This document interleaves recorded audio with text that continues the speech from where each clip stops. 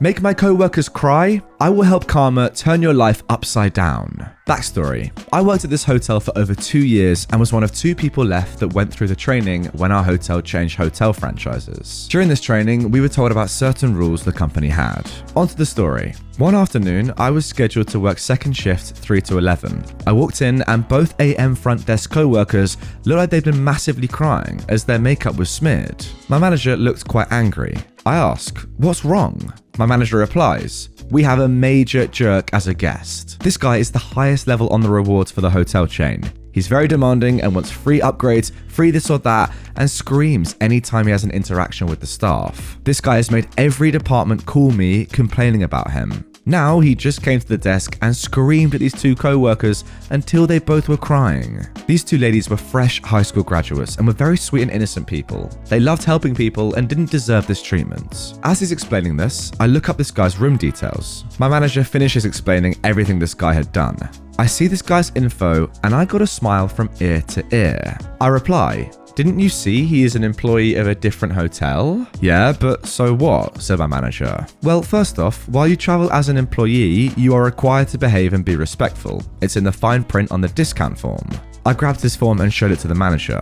Failure to be respectful can lead to having your employee discount suspended or permanently revoked and even get you terminated. You need to call this guy's hotel and ask for the GM, then explain to him who you are and what this guy is doing. I look up the hotel phone number and call the hotel and then handed my manager the phone. My manager ends his call with their GM and has an evil and satisfying smile on his face. His GM is steaming mad after I described all the stuff this guy has done. Then the main switchboard phone rings. I answered.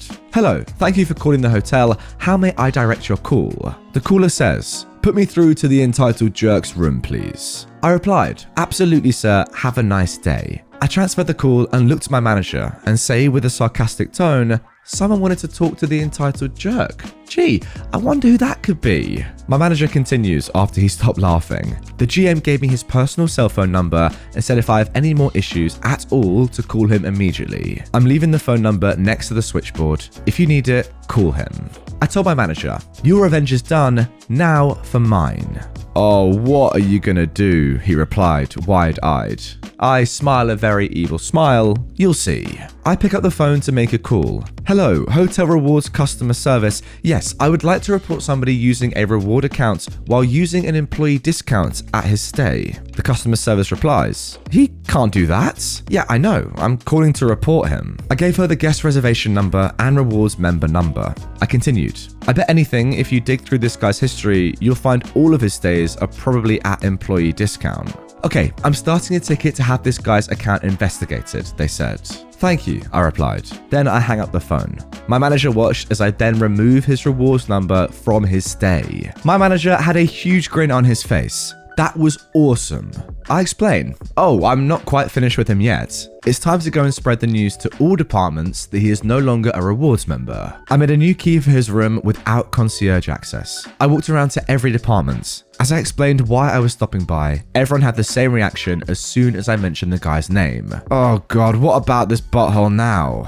I finished explaining that he was no longer a reward member and if he gives anyone issues to call the front desk immediately, and his general manager already probably tore him a new one just a minute ago. Everyone was so happy at this news. I finally went to the concierge room and used the guest's new key to void his current key. Then I walked into the room and explained the information to the evening concierge. She cringed at the mention of his name. After explaining that she would not have to deal with him again and asking her to leave the morning person a note about this guy not being allowed in the concierge room anymore, she was very happy. While I was gone, evidently the manager explained what we did to the 2 AM front desk ladies. The minute I got back to the desk, both my front desk co-workers came up to me and gave me a huge hug, thanking me so many times. After my other co-workers went home, my manager said to me, "Do me a huge favor, please." I replied, "Sure, what's up?" "If I ever anger you, please come and tell me so I can fix the issue."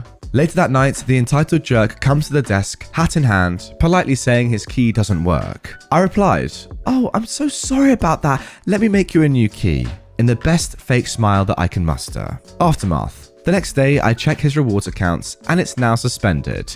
I check back next week. Sorry. Account number not found. Wow, I think that is the definition of ProRevenge there. All completely legal, so well thought out. You knew exactly what you were doing in the same way that this guy had no idea what he was doing. You would have thought that someone that's exploiting two things at once who works in the industry might understand what they were doing and know that they're probably going to get caught at some point, but maybe he thought he was too clever for his own good, and he was. Let's be honest. Craziest thing about this story, in my opinion, is that it's so weird that someone that works in the same job as everyone else that he is abusing and being horrible to could do that, could act in that sort of way. Surely he knows what it's like to deal with entitled people in general and people that are just horrible to you at work. He works in that role in his own job, yet he's the one that's doing it to other workers at another hotel, a very similar one to his. I don't get that. Surely he'd have a little bit of passion for people that are pretty much your colleagues, but no, good karma, fully deserved. You're an idiot. I was able to simultaneously gain a 30k per year pension for my mother while wiping my POS father's retirement. My father is the Canadian Satan. Growing up with him was less than fun, and I can assure you, based on witnessing it, he was a less than fun husband. I'd go on about what a POS my father is, but instead I'll quote a judge. "You're the most despicable human I've ever had in my courtroom." And that's coming from a family court judge. I read this whining endorsement of my dad's personality in the court documents I acquired related to his divorce with my mum. The same place I discovered the crazy stuff that he'd engaged in to steal from my mum. It's also where I found the information I needed to get one over on him, so severely that he's going to disinherit me. A frame of reference about my father is that he's a pathological narcissist and behaves exactly how those people are compelled to act. They aren't generous people, and punching them in the wallet is like a slap shot to the taint from Gretzky. He's kind of like Donkey from Shrek, but also Joseph Stalin, a monstrous jackass. Chapter 1, Hosea 3:8. Those that sow the wind shall reap a whirlwind. Our actions always have consequences, and my father has plenty to answer for. My attempts to hold him to account didn't jump to immediate jihad. They started with diplomacy and a therapist. About 10 months ago, when our tale begins, I was going through some stuff. Stuff being a whole lot of PTSD related to both my dad's abuse and my job as a paramedic. He did a ton that affected me deeply, things that I needed to move past, along with all that other razzmatazz from 15 years of EMS. In so trying to move past and work through everything, I quit drinking, started turning my untreated PTSD into treated PTSD, and thinking having my dad involved might help me and our relationship. Well, I seriously frickin' misjudged that one, so you'll probably be unsurprised to hear that conversation went swimmingly. I'll spare you the lurid detail, but when I broached the subject with him, our back and forth degenerated into visceral hate, with him screaming at me that I'm a failed paramedic, liar, and POS alcoholic. While I have a certain pride about my job, I have more pride in my 14-month sobriety. So hearing this from my old man might have caused me to behave a little bit psychotically. I got right annoyed at him and decided to dig up every bit of dirt I could, see what kind of man he actually is and has been. When it was convenient, I hopped in the mystery machine before taking a trip to the courthouse to unleash my inner gumshoe. Everything is public record, so I bulk bought copies before retiring to my easy chair to read, plot, and pet my white long-haired cats. For good measure, I obtained a file of divorce document from my mother. Soon enough, I hit upon a line of inquiry worth following up on. It seems that during the final settlement of my parents' divorce, this was in 2002, my mother was awarded 1/3 of my father's employment pension. She was a stay-at-home mother and could not earn one herself, so it was given to her by a judge. Mighty frickin' strange, because my father, as he brags, took a nearly full pension and retired a bit early. There's no way that guy was living the last 10 years after retiring early on a 2/3 pension. He isn't constantly complaining about it. So I asked my mother if she was collecting a pension from his job or had cashed out the value, 100k plus at the time, 20 years ago. The answer was no to both questions. Well, that's interesting. I wonder if that's collectible on, and what 20 years of compound interest from a pension fund makes it worth. Well, I did eventually find out, along with the fact that my dear old dad had been collecting my mother's portion for 10 years, in hilariously open violation of a legal order from a judge. Why didn't my mother pursue this sooner? A combination of being unable to afford a lawyer, being his victim for 20 years, and pessimism after so much of his continued dodging obligation to the order. She just quit. There is effectively no statute of limitations that he could hide behind because of the wording of the document. Insofar as I could tell, I had him dead to rights, and my mother would be collecting. It would be a slam dunk. I just needed to hire a lawyer to help me. So I set out to find the most unbalanced, bloodthirsty, psychotic who passed the bar exam. Chapter 2. And your pension lady? As it says in the good book, screw unto others as they would screw unto you. So that's what I set out to do. The misanthropic sociopath I hired for legal counsel suggested we send a demand letter to the pension office to try and remedy it before filling what would undoubtedly be an easy win for him. I agreed in spirits and instead phoned up the pension office and got put through to the woman managing my father's file. Well, she was a delight, and it was a trivial matter for me to get her to loathe my dad. We talked for 45 minutes, and I swear if you'd given me another hour, I could have convinced her to suicide bomb his house. In all our conversations about life, families, and relationships, we got down to some things of note.